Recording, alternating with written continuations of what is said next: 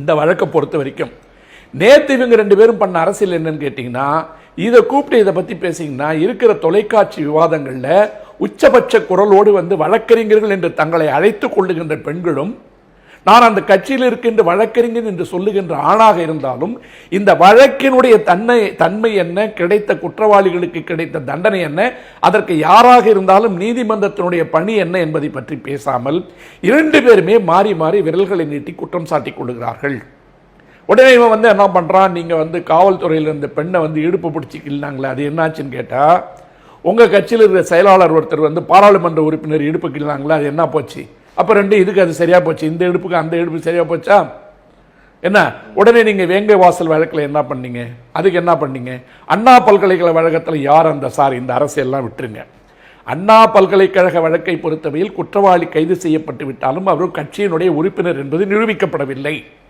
ஆனால் இந்த வழக்கில் பொறுப்பில் இருக்கின்ற அன்றைய தேதியில் இருக்கின்ற ஆளுங்கட்சி உறுப்பினர் இருப்பதாக அவர்களே ஒத்துக்கொண்டு கட்சியை விட்டு நீக்கி இருக்கிறார்கள்.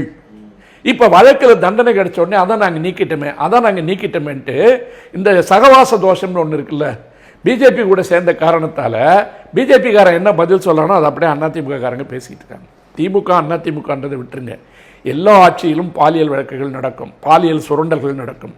எளிய பின்னணியில் இருக்கின்ற பெண்கள் அல்லது பகட்டு வாழ்வை விரும்புகின்ற பெண்கள், வலையில் விழுகின்ற பெண்கள் எல்லாமே போய் வம்புல சிக்கிறாங்க. இந்த வழக்கிலே அப்படி பல பேர் சிக்கிட்டாங்க.